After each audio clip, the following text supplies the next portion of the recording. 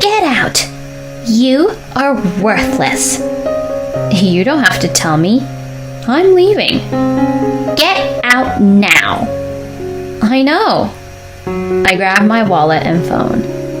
But my mother-in-law, Paula, swatted them away with force. She took $750 out of my hand. What's in this house is ours. What? I'm not gonna let you walk away with what's in this house. You're gonna walk out of here with nothing but your clothes on. She's the meanest person I've ever met. I ran out of the house. My name is Ivy. I've been married to my husband David for 2 years. We met at work and dated for a year before we got married. I was so happy when David, who was very popular among the female employees, asked me to be his girlfriend. He's very funny and always smiling. I believe that this happiness would last forever. David said to me, "Let's talk about everything with each other and walk down the road together." I was so happy to hear that. As it turned out, he didn't really mean what he said. But that wasn't the case when we first met. His true nature hasn't changed at all, though. I just couldn't see it. It was only recently that David's true nature was revealed. 6 months ago, my father-in-law passed away. My happy marriage slowly fell apart. "I need to talk to you." That day, David approached me with a mysterious look on his face. This was unusual for my normally cheerful husband. I listened to him and wondered what was going on. "I'm thinking of moving in with my mother." David is a very kind man. He was worried about Paula being left alone. I was prepared for him to say something like this sooner or later, but I felt something strange when he said this. "I'm thinking of moving in with my mother." What about my opinion? The way he said it sounded like he had already made up his mind. Am I just being paranoid? I wish I had someone I could talk to at a time like this. My parents have already passed away, so even if I want to talk to them about it, I can't. I thought about talking to my friend about it, but my friend is single. None of my friends are married. I thought about talking to someone at work, but David and I work at the same company. I didn't feel comfortable discussing our situation with someone at work. I agonized over the matter alone, but David had always shown me his concern for me. I decided to stop being so nervous about what he said. About moving in together with Paula? I was at a loss for words that day and couldn't respond. Later that day, I told David whether or not I wanted to live with her. "What?" I'm worried about Paula. I'm in favor of moving in with her too. Yeah. It's not what I expected. He sounds so uninterested. I was expecting a thank you or a I'm glad or something like that. I wonder if I was arrogant to expect such words. It's not nice to ask for something in return, but I wanted him to at least say thank you. We talk about everything, right? "Yes, we do." So, when do you want to move in? "Oh, the Friday after next." What? I don't know why, but I felt pretty frustrated. We said we'd discuss everything, and he informed me of his decision. I want to be there for Paula, who lost her husband, but it still makes me angry. Why is it already decided? "What?" The day when we are supposed to move out. I didn't hear anything about it. You didn't tell me anything about it. I don't think I want to move in with her anymore. David was obviously upset. "I'm sorry.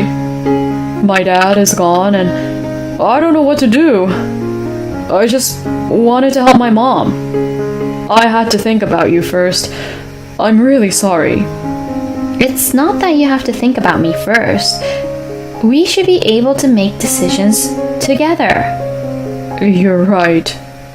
I fully understand the grief of losing a parent. I understand why David panicked. Besides, we have a bond that we have built up over the years. If he would reflect on this and be careful in the future, I'll forgive him. So, not the Friday after next. Please, listen to my request. Yeah, I will. The week after next, I have a party at work, so I can't. Okay. When do you think you can make it? Well, Saturday would work for me. Saturday? Oh, is Paula busy on Saturday? It's fine. Let's do it on a Saturday then. And 2 weeks later, on Saturday, the day came. On that day, I witnessed David's disappointing side.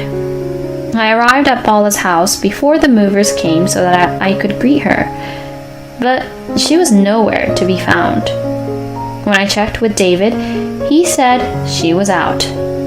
It's not like I'm all in favor of moving in together. I'm sure there will be areas where I will feel uncomfortable living with my mother-in-law. Even so, I decided to live with her to support her and David. And yet, she isn't even here. Is this my ego? I honestly don't want her to do anything to make me feel insecure about the future. But she isn't here, and that's not going to change no matter what I think. While I was in agony, unpacking the boxes that had arrived, Paula came home. Hi, Paula. I'm looking forward to living with you. I greeted her with a smile, and she glanced at me and immediately looked at David. Why did we have to do this on Saturday? Why did we have to choose a day that costs so much? Because of our schedule. I told you to pick Friday. Yeah. She went straight into her room. What was that? It was the first time I ever saw her and David like that. David and I have been married for more than 2 years. Of course, I have been visiting my parents-in-law during that time. Whenever I visited them, Paula always greeted me with a smile. I wonder if a person's personality changes so much when they lose someone they love. Above all, what is with David's attitude? Can he tell his own opinion to his own mother? What was that? What? I've never seen her like that before. Really? She used to be like that. No way. She's a very kind person, isn't she? Yeah, but only in front of my dad. What? Why didn't you tell me that? Because you never asked me. That's not the point. He should have told me beforehand if he knew his mother had that kind of side. If I knew she was like that, I would have never agreed to live with her. What are you going to do now? We've already moved out of the house and all our stuff is here. You will get used to it. I'm fine. I felt my anger boiling inside of me. You might be fine, but not me. Don't worry. Mom's not a bad person. The only reason she wanted to do this on Friday was because she was worried about our finances. She was just being a little harsh, that's all. No, it didn't seem that way to me. I don't think I can do this. Do what? Living together. I feel pathetic at his incompetence. Hey, are you just going to obey your mom? What? Why? Because you didn't express your opinion at all. It's not like that all the time. She's not at her best because Dad passed away. She's probably just feeling lonely and sensitive. You really think so? Yeah, I think so. You were talking about how she was always acting like a nice person in front of your dad. I didn't say she was acting. It doesn't matter how you say it. I'm pissed off. I'll take care of everything, so please, bear with me a little bit. Please. My thoughts are all over the place. There's really nothing wrong with him in the last 2 years, dating period included. In fact, he's a very kind, funny, and caring person. But the person I see in front of me now looks unworthy and pathetic. I don't know if I should give an answer right now. I wonder if all the days we spent together were in vain. I've been struggling with conflict after conflict, and I feel exhausted. I accepted David's words because my thought process was not working properly. But I know this was a mistake. I should have stuck with myself, even if I was exhausted and my brain stopped functioning. I always lived my life with positive attitude, and it has backfired on me. I've learned that there are some things in this world that can't be managed. David was there for me at first. He supported me while I had to deal with Paula complaining about everything I did. But after 3 months, he blurted out, I'm tired. After that, he started supporting his mother. In other words, I had no one to turn to. David doesn't say or do anything, even if Paula says harsh things to me. He would hurry off to his room. I have to be very careful about our neighbors here. There are 2 factions in the neighborhood. One group of wives led by Paula and another group. They don't get along very well. I see them when I take out the garbage or come home from work and when I say hello to them. But they just stare at me from the bottom to the top and ignore me. I guess Paula says bad things about me. When I pass them in the neighborhood, no one greets me. Why do I have to experience such loneliness? Is there any point in living together? And do I really need to be married to David? I don't need to ask myself these questions. The answer is already there. At dinner that night, I broached the subject. I would like to talk to you about our future. Paula's eyes widened. Oh yes, finally. So when are you quitting your job? What? I'm not quitting my job. Then I don't have to listen to you. What is going on, David? You should be able to make your wife obey us. Yeah. What are you talking about? You were supposed to quit your job and move in with me. What? I can't live my retirement life because you didn't keep your promise. She doesn't do anything anyways. I didn't know she expected me to quit my job. What is going on? I looked at David, but he just stood there looking uncomfortable. I said, what is going on? Mom's getting old, so if you quit your job, you can stay home and Mom can relax. She complains about the food I make, the rooms I clean. All she does is complain. I'm not complaining. I'm trying to teach you something. Look, all I need is for you to quit your job and stay home. You can take care of my mom. Then you quit your job and take care of her. She's your mother. I was just trying to tell you that I'm divorcing you. What? And here's where Paula claps her hands happily. That's great. Now you can marry Rosie. Who is Rosie? Mom. Penalty, isn't it? I'll pay it for you. Here you go. Paula shoved a wad of cash to me. How much? $750. You can gladly accept it. Wow, that's a lot of money from someone who is so stingy. I'll take that as payment for all the care I've given you. So am I correct in assuming that you've been cheating on me? I'm not going to make excuses. Rosie is my mother's favorite. She's even offered to stay with us if we get married. Rosie lives close, and if she and I get married, I'll be free. I feel like crying. Even though he was not supporting me anymore, and I decided to get a divorce, I never thought he would betray me like this. I know if he was just a weak-minded person, but I somehow believed he would never betray me. But while I was going through the pain, he only wanted to save himself.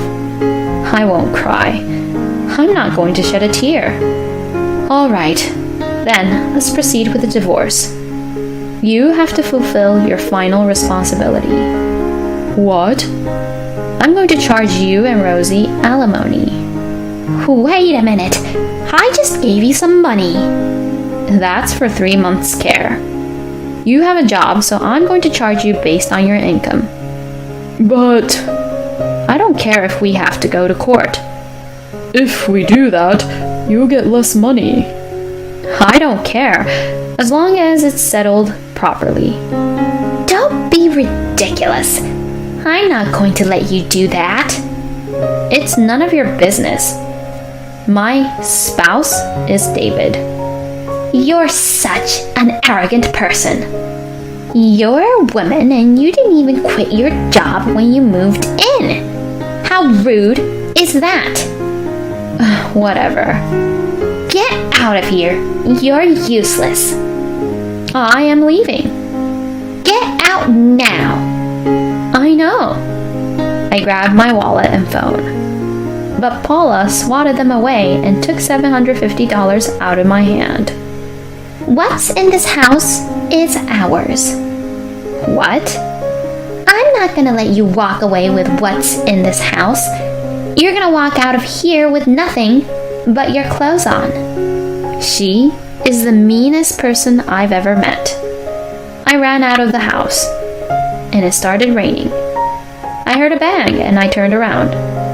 Paula was looking at me through the window, clapping her hands and laughing. This is terrible. I have no money, no phone, no neighbors to call for help. Thank goodness it rained. It hides my tears. Only the sky was on my side. Soaking wet and with nowhere to go, I sat down at a nearby bus stop. The time must be around 9 p.m. There are no buses at this time of night. Well, I can't afford to take the bus even if it came. All I can do is sigh deeply and look up at the sky. At a time like this, if only my mother were here. I miss my parents so much. If I go from here, I can get there in about 3 hours.